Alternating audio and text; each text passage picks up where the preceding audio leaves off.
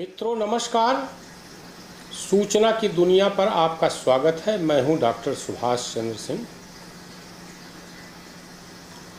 उत्तर प्रदेश की राजनीति में अंततः मुख्यमंत्री योगी आदित्यनाथ बाहुबली साबित हुए। उनके विरोध में उठने वाली भारतीय जनता पार्टी के अंदर जो आवाज़ें थी वो बंद हो गई। चाहे वो दुश्मनी की आवाज़ हो या प्रतिस्पर्धी के रूप में जो आवाज़ उठ रही थी वो बंद हो गई। चाहे केंद्रीय नेतृत्व के इशारे पर या यह सोच कर कि योगी उत्तर प्रदेश की सच्चाई हैं, असली बाहुबली हैं, वोट बैंक उनके पास है, फैसले वो लेते हैं, इसलिए चुप हो गए। अब मैं नाम किसी का नहीं लूँगा, लेकिन दो नाम जो चर्चा में रहे हैं वो उप मुख्यमंत्री केशव प्रसाद मौर्य और दूसरे उप मुख्यमंत्री ब्रजेश पाठक। फिलहाल दोनों शांत हैं और केशव प्रसाद मौर्य तो समर्थन में उतर आए हैं खुलकर। अब अखिलेश यादव जिस तरह से योगी के बारे में बोल रहे हैं, केशव मौर्य ने उस पर तीखा प्रहार करना शुरू कर दिया है। कहते हैं ना, जब अपना घर ठीक होता है तो दूसरे को अवसर नहीं मिलता। योगी ने अपना घर ठीक कर लिया। अपना घर माने सरकार में तो सब कुछ ठीक था ही और है और रहेगा भी। पार्टी में भी सब कुछ ठीक हो गया। अब मैं कारणों पर नहीं जाऊंगा, मैं केवल निवारण पर जा रहा हूं। अब योगी के समर्थन में केंद्रीय नेतृत्व से लेकर के प्रदेश में जो भी नेतृत्व था, जो कथित रूप से योगी के विरोध में था, अब ऐसा माहौल बन गया है कि ऐसा लगता है कि सब जो है अब योगी को बूस्टअप कर रहे हैं। सच्चाई यही है कि योगी उत्तर प्रदेश में भारतीय जनता पार्टी के एकमात्र नेता हैं जिनमें मोदी के बाद उत्तर प्रदेश में वोट दिलवाने की क्षमता है। और लोकतंत्र में नेता वही होता है, गांधी परिवार को छोड़ दें तो लोकतंत्र में नेता वही होता है जो वोट दिलवा सकता है, चाहे वो नरेंद्र मोदी हो, चाहे उत्तर प्रदेश में योगी आदित्यनाथ हो या असम में हेमंत बिस्वा शर्मा हो। क्षेत्रीय दलों में भी अखिलेश यादव हैं, मायावती हैं, तेजस्वी यादव हैं, चंद्रबाबू नायडू हैं, स्टालिन हैं, जितने लोग हैं, ममता बनर्जी हैं, वोट दिलवा सकते हैं, इसलिए नेता हैं। गांधी परिवार को मैंने इसमें एक्सक्लूड कर दिया, क्योंकि वोट दिलवा पाए न दिलवा पाए कांग्रेस पर शासन वही करेगा और केंद्र में सरकार आएगी तो या तो उनके परिवार से प्रधानमंत्री बनेंगे या उनके इशारे पर डमी प्रधानमंत्री होगा, चाहे वो मनमोहन सिंह हो, चाहे नरसिम्हा राव हो, लेकिन शासन सोनिया गांधी ने किया। अब मैं फिर उत्तर प्रदेश पर लौटता हूँ। उत्तर प्रदेश में एक सप्ताह में 3-4 ऐसी घटनाएं हुई जिसमें योगी के बाहुबली होने का सबूत और मजबूत हो गया। रह करके अनुप्रिया पटेल बोलती रहती थी, कभी आरक्षण का सवाल, कभी जो है वो अन्य तरह के सवाल जो योगी सरकार को असहज करने वाली, कभी जो है संजय निषाद बीच बीच में कुल बोल देते थे, कभी जो है ओम प्रकाश राजभर जो बड़बोलेपन है वो बोल देते थे, और जयंत चौधरी भले चुप रहते थे, लेकिन ऐसा लगता था जैसे योगी को उनका पूरा समर्थन नहीं है। लेकिन इधर बोली भाषा बदली है। अनुप्रिया पटेल तो बिल्कुल चुप हो गई। उनके पति आशीष पटेल जो राज्य सरकार में मंत्री हैं कैबिनेट, वो भी चुप हैं। इधर जयंत चौधरी ने बहुत अच्छा बयान दिया, भी कल का ही बयान है, आज के अखबारों में आया।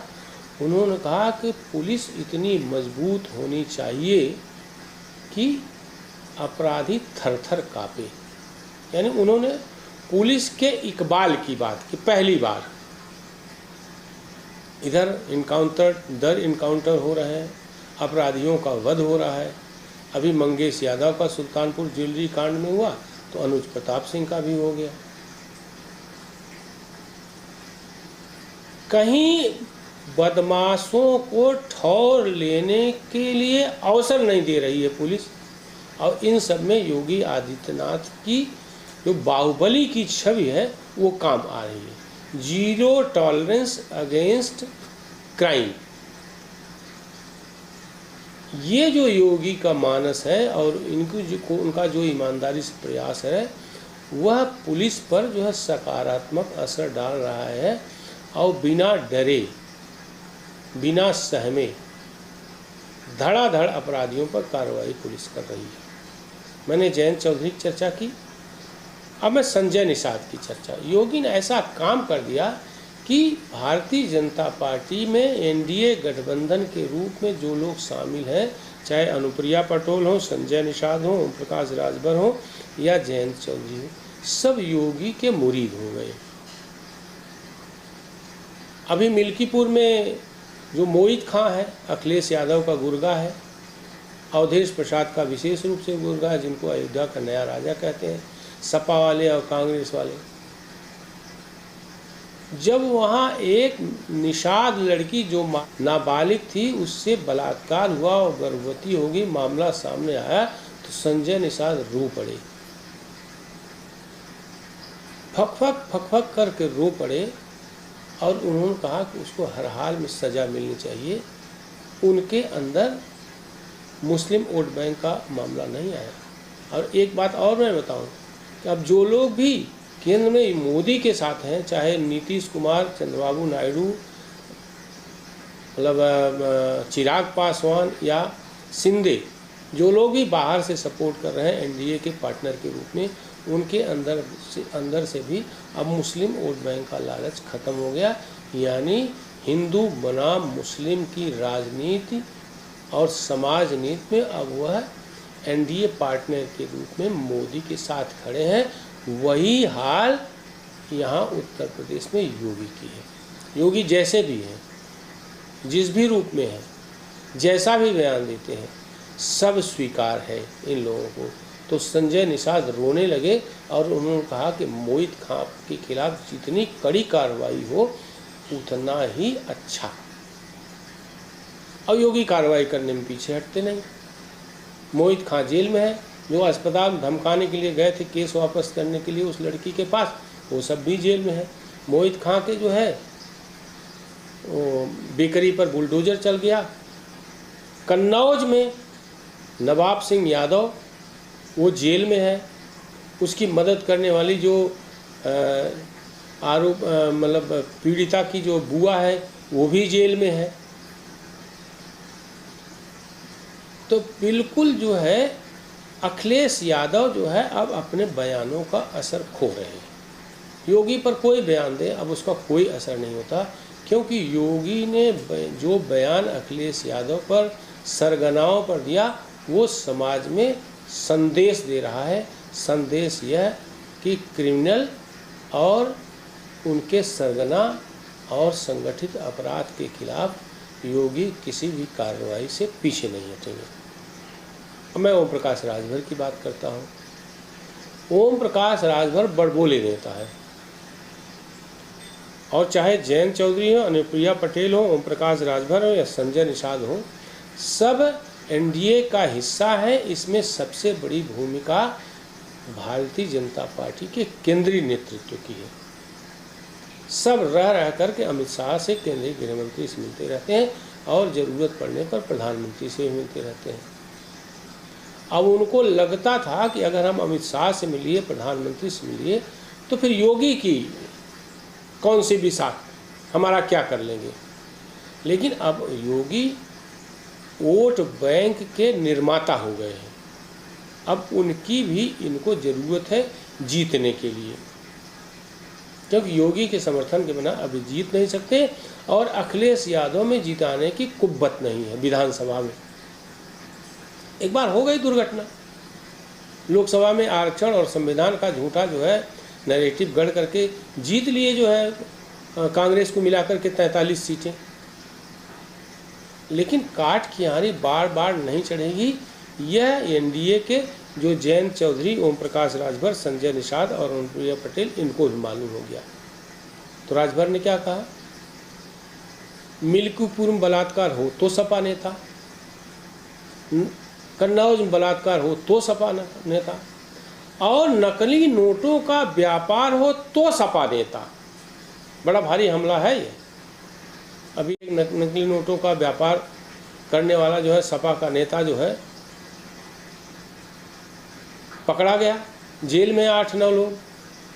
अभी एक सपा नेता के यहाँ नौकरानी ने आत्महत्या कर ली, वो पकड़ा गया, जेल में है, आत्मसमर्पण करने गया, पुलिस ने दौड़ाया, पकड़ना चाहा तो दौड़ते हुए कोर्ट रूम में घुस गया।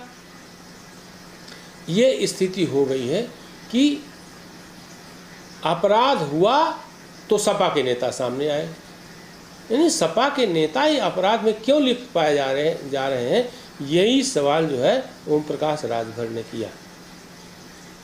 तो उत्तर प्रदेश में अब योगी आदित्यनाथ भारतीय जनता पार्टी में, भारतीय जनता पार्टी के सहयोगी दलों के बीच एकमात्र बाहुबली नेता पैदा हुए हैं, जो सबको एकजुट भी कर सकते हैं, एकजुट करने की क्षमता है, और समाज में संदेश देने की कुव्वत उनके अंदर है।